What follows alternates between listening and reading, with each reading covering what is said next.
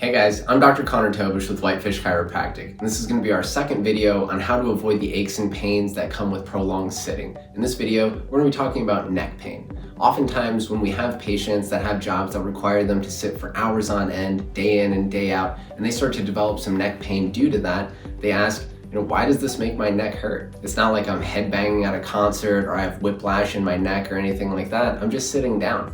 Well, if we think about the beautiful position that people oftentimes end up in when they're working on computers for long periods of time, this beautiful anterior head carriage position where the head's way out in front, we're looking at something on the screen, and then all of a sudden we end up in that position for hours on end. Well, this is exactly like my finger example from the first video, where if I pull my finger back and hold it here for a little bit, it's a little uncomfortable. I come out of it, move around a little bit, now I'm fine.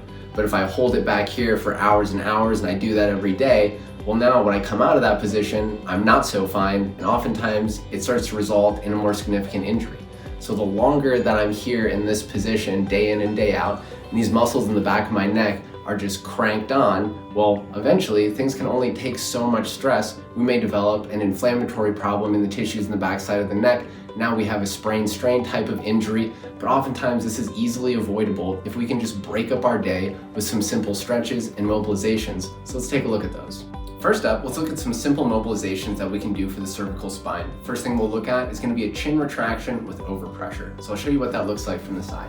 So with this movement, the head is basically going to move like a drawer sliding forward and backwards. So no tipping up, not really any tipping down. We're just going to slide from forward to backward, and then we're going to add a little bit of pressure through the chin.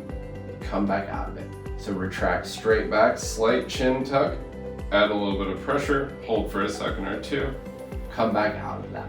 So initially, you could do 8 to 10 of those. Then we want to progress that to some retraction with extension. So we'll start with the same movement, then we're going to let our head kind of hang back and wiggle at the end if it feels okay to do so.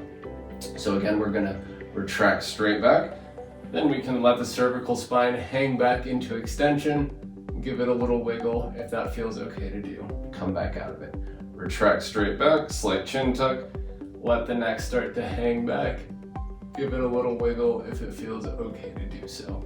After doing 8 to 10 of each of those, I'd recommend moving the cervical spine actually in both positions, forward and backwards. So initially we're going to start to actually tuck the chin down towards the chest and allow the cervical spine to go into full flexion. Then we're going to do the opposite. Slow and controlled, we're going to come back out of it. And now we're basically going into that retraction extension position. You can add a little wiggle if that feels okay. Come back to neutral, slow and controlled, start to tuck the chin down towards the chest, allow the cervical spine to go into full flexion. Come back out of it with some control. You should be partially retracted here, and then let the cervical spine hang back into extension. Give it a little wiggle. So I'd mix some of those into your day to break up your time at the desk. Next, let's look at some simple stretching that we can do for the cervical spine. So if we're stuck in this anterior head carriage position for extended periods of time, these muscles are cranked on, it's probably gonna feel pretty good if we can stretch those out a little bit. So a good way to do that, you can just grab onto the side of your chair. Now we can start to flex the head forward in slightly different vectors. Find what feels like a good stretch for you. It might be more straightforward. Maybe it's a little bit off to the side. Maybe it's even further off to the side. Initially, I just play with those positions and kind of feel a good stretch. Then we can add some contract, relax type stretching. So we may go into the same position where we might look 30 or 40 degrees to the side, tuck the chin down, add some overpressure. We might hold here for 8 to 10 seconds, then add some contraction where we're gonna gently pull the head backwards into the hand, really gentle, just enough to start to feel a contraction. We may hold that for 5 or 6 seconds, relax, see, can I go a little bit further? Do I find a better stretch in a slightly different vector? Then I can repeat that contract, relax process.